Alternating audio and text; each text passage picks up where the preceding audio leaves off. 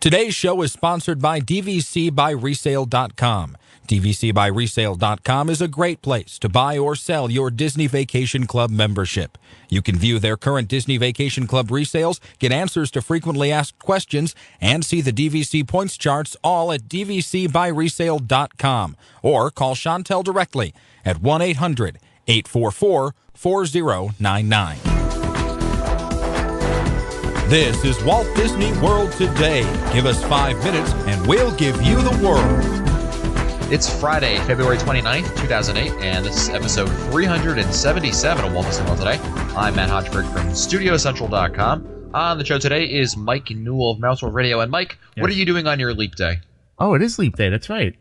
I'm doing this show. Doing this show. Well, what a great way to spend your leap day. Yes. I mean, I only spend 3 days a week doing this thing. Also on the show today is Mike Scopa of All Ears Net. Welcome, Mike. With hard work, dedication, and skill, the prairie was transformed into the breadbasket of America. That's your tough one? Living with the land. Yes. No, that's not the tough one. I said I have to be easy with you guys because someone is getting a haircut at the beach tonight. Oh. Yeah. We told him to bring it on, and he didn't bring it on. No, he didn't bring anything. Also on the show is Michelle Scribner McLean, who is the feature writer and resident vegetarian at allears.net. Welcome, Michelle. Happy Leap Day, and I like turtles. Yippee-ki-yay, that's what I have to say. Also on the show is Chris Aliapoulos of MiseryLoveSherman.com. Oh, well, I knew. We knew it was going to happen. I'm trying to be more in touch with my Greek side. Yeah. Greek Thank you so much. It's all Greek to me. Losers.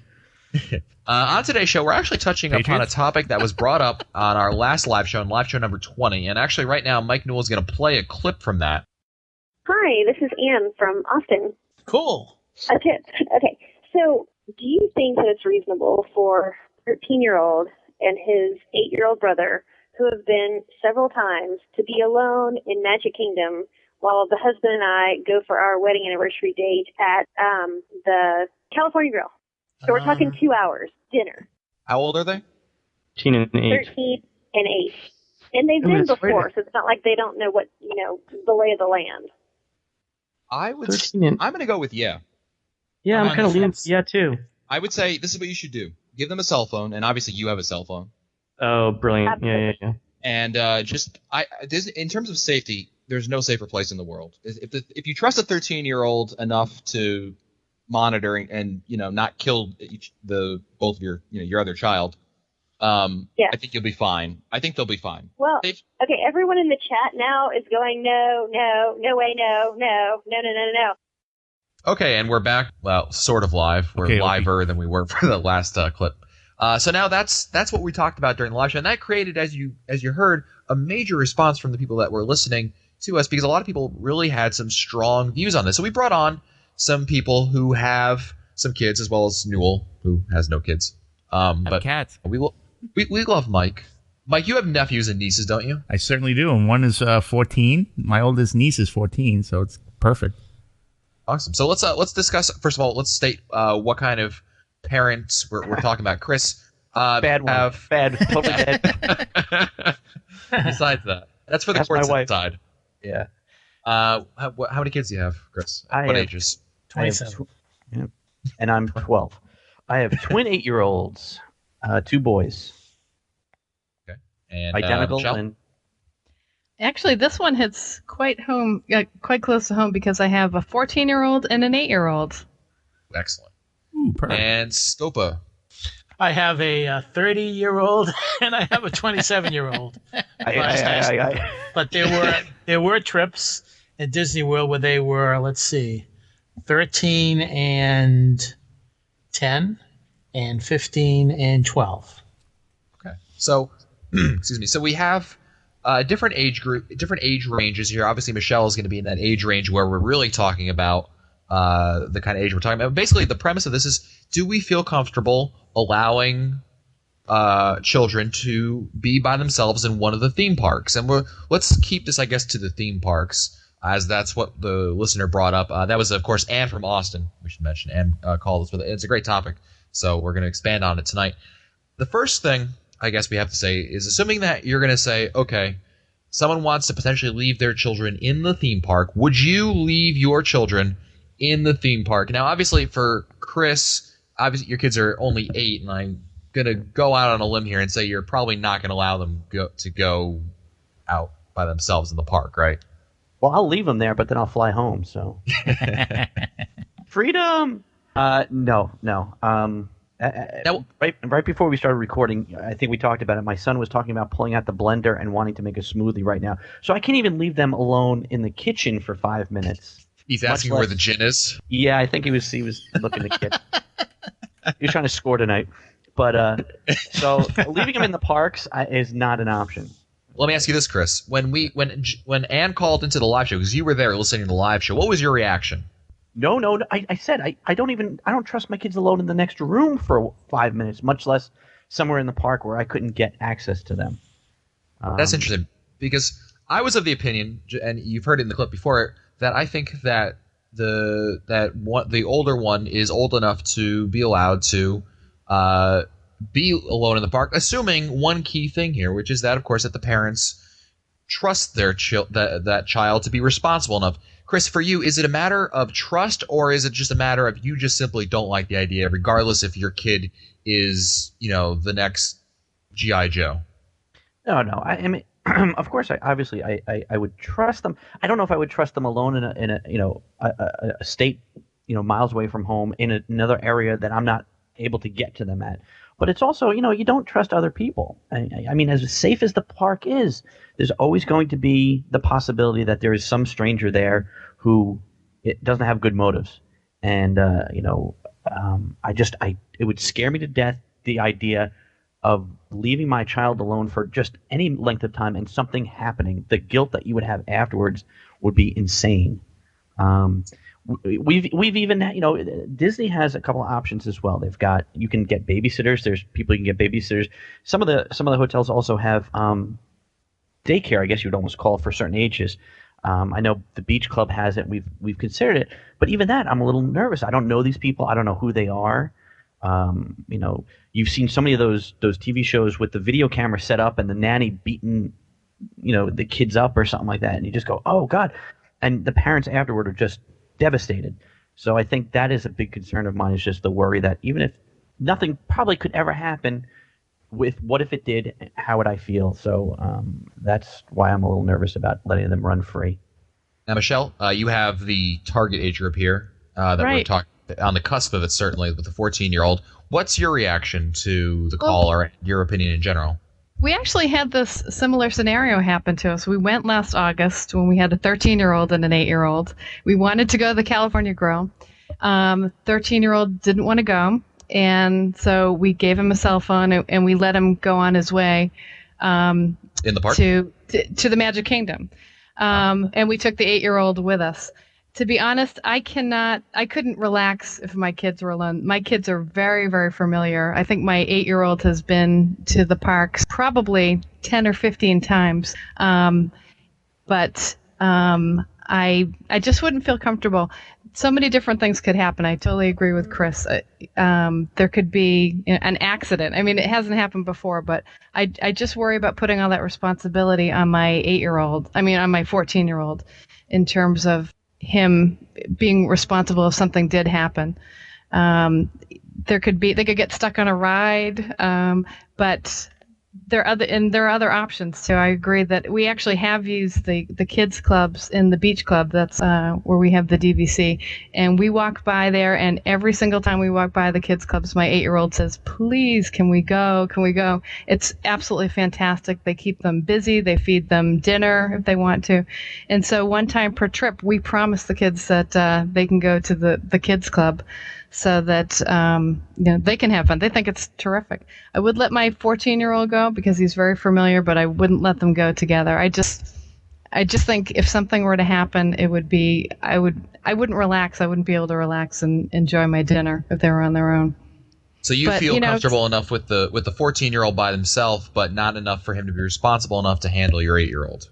A 14-year-old who is very familiar with the parks, yes, because I think it's confusing for adults to get around there. But my 14-year-old is very familiar, and I would feel comfortable with him, but I just worry about if something were to happen. I think this woman was talking to about being at the California Grill and she was going to send her kids to Epcot. I don't remember, but if I couldn't be there in 5 minutes to help out, I would be very worried. But I have another suggestion too. I was thinking about this. If they're going to the California Grill, I can't remember on the 5th floor or the 4th floor, there's a terrific arcade. And I would send my kids alone to the arcade for an hour, give them the cards with the, put $10 on each card and let them go crazy there. And they would be thrilled. And then, if they needed us, we could be there in an instant. So that's another option if you want to go to the California Grill. See, I would think that would be worse because the arcades really aren't staffed. Yeah, see? There was actually a person there because there's a prize counter. So there usually is somebody there and somebody who fixes things if the tickets get jammed, at least in our experience. See, here's my thing with the park. I think this is what Newell was going with, was that in the Magic Kingdom, first of all, you need a ticket to get in. Whereas in the Contemporary, you can walk in, anybody can walk in over there. I mean, it doesn't really take anything to get in over there. So at least you have a barrier, if you will, literally, to get into that area. And I think that's a major thing. And the other thing, of course, is how many children have been abducted, hurt, whatever in any of the theme parks since the parks opened? But I'm not even talking about that. I'm talking about things like, what if my 8-year-old fell and split his lip? Mm-hmm. That would be pretty stressful for my 14-year-old. Or what if they got stuck on Pirates of the Caribbean for 40 minutes, as we all did once? That would be very stressful too, for them to be sitting there for 40 minutes and maybe worried about, where we were. And there are other things that can happen. And I think every parent has to make the best choice for them. But for us, we would not feel comfortable with that choice of leaving them alone. Scopa, your thoughts? I'm probably going to get email on this, but here goes. Leave your children at home. Absolutely not. I think it's a ridiculous idea to not be in the theme park with your children because of a very simple fact, and that is, what if there's an injury? What if something occurs and they need medical assistance right away? They would have to contact the parents right away. And all right, maybe you have a cell phone, but that would be one thing that would be right at the front of my mind. And one thing you don't want to have is you don't want to have any regrets for something that you made a decision on that you will regret down the road. Okay, that's number one. Number two, it's not a matter of trusting your kids. It's a matter of trusting everybody else in the park. It's a matter of trusting foreigners. It's a matter of trusting other teenagers in the park. It's a matter of trusting those Brazilian tour groups. I mean, it's just a matter of not trusting your kids, but trusting everybody else. And I couldn't give two hoots about it being Disney. As far as I'm concerned, it doesn't matter where you are.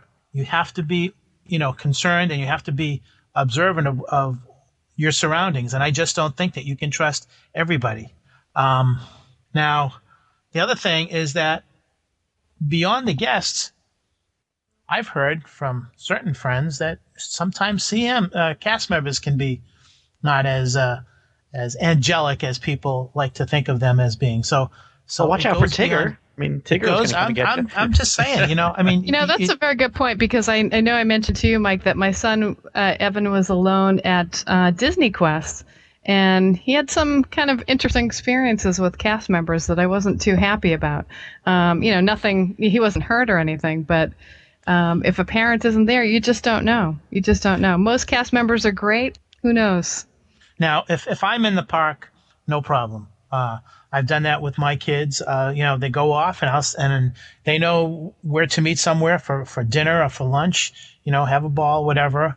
But I know that if I'm in a park, I probably can get to them if they need me, like within a matter of maybe not 5 minutes, but at least I'm in the park. If you're at the California Grill, the top of the Contemporary, and they're in the Magic Kingdom, and God forbid something happens, it's going to take a while to get there. So, again, so you're okay with being like you on Space Mountain and them on Pirates, for instance? Sure.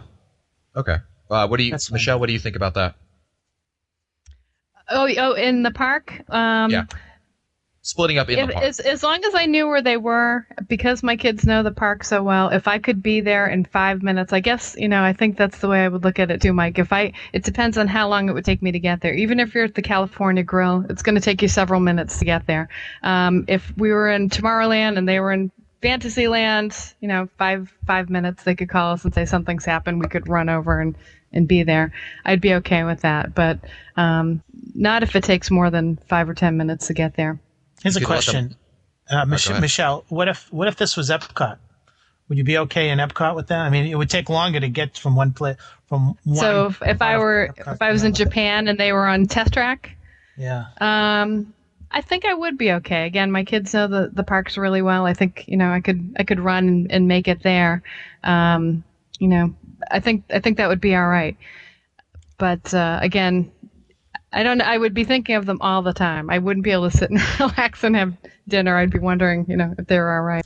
Yeah, that's the other thing I was wondering. I mean, if how could you enjoy your dinner at the California Grill when your mind is, 2 miles down the road at the Magic Kingdom saying, I wonder what they're doing. I wonder if they're okay. I wonder if they're fighting.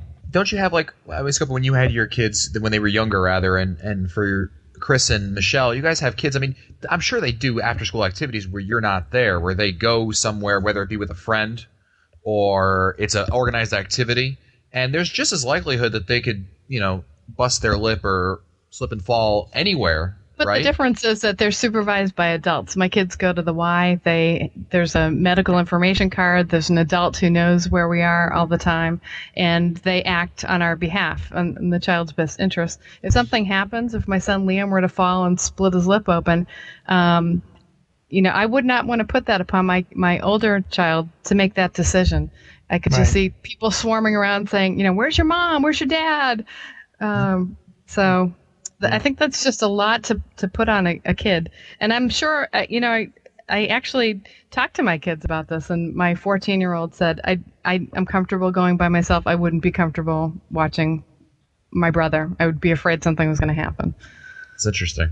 Chris, since you have twins, when they get a little bit older, would you say that you'd be more comfortable because they're twins and they've been, they know each other so well? Does that factor in any bit into deciding? You know what it is? Twins tend to dare each other to do something worse. So it'd be like, hey, let's go stand up on Rock and Roller Coaster and see what happens. No, you do it. Okay.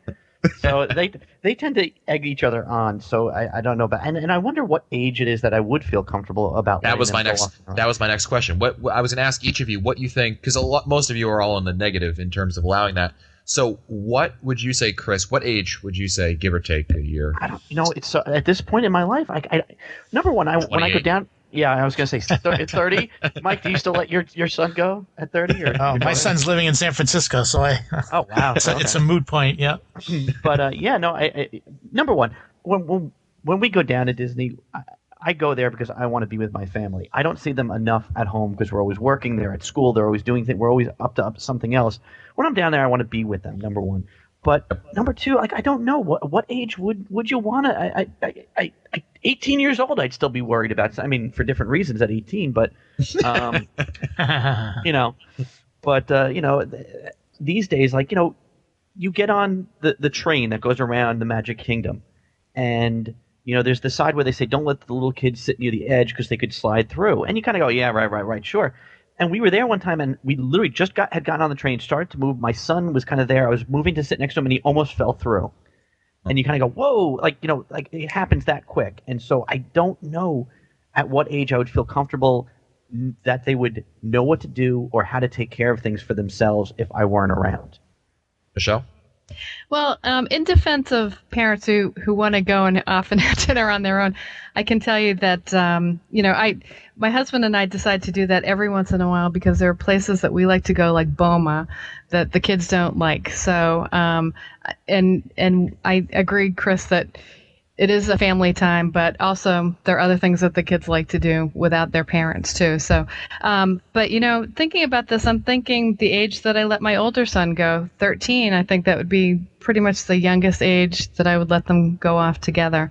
I think you're more responsible. You're in middle school. You're able to use a cell phone. So that would be probably the youngest age.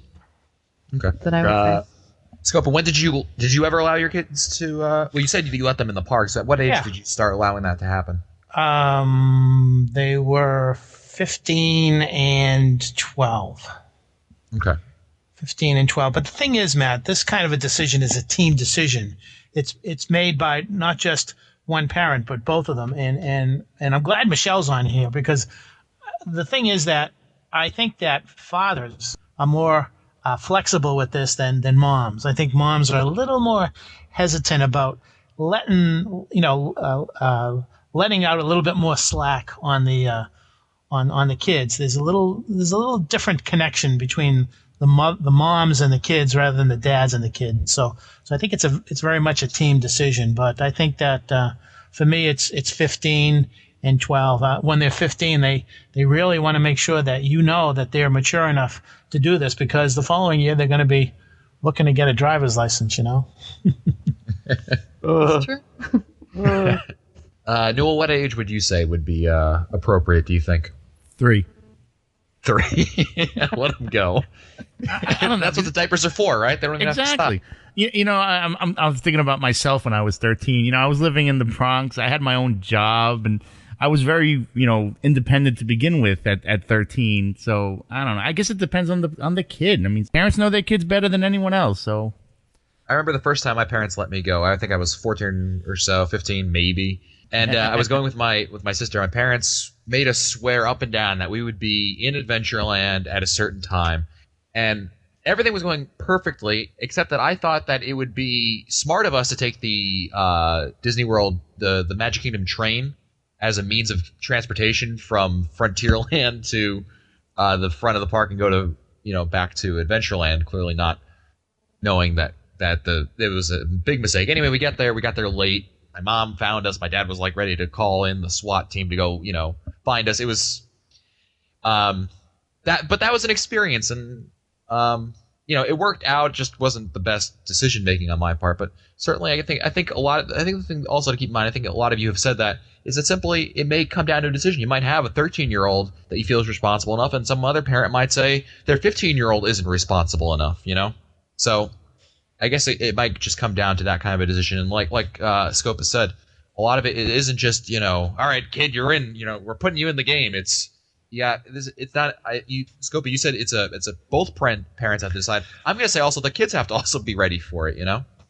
Matt, it comes down to that. But again, I got to go back to what I said. And this I think is the key here. It's not just trusting your kids.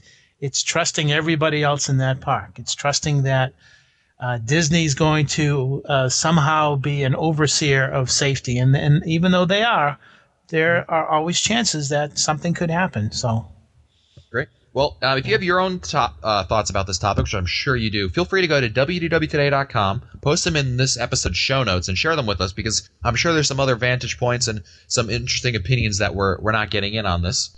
And that's it for us today. If you want to find our older episodes, read our show notes, or send us your comments, visit the Walt Disney World Today website at wdwtoday.com. For Len Testa, Mike Scopa, Mike Newell, Michelle Scribner McLean, and Chris Eliopoulos, I'm Matt Hochberg. We'll see you on the next show.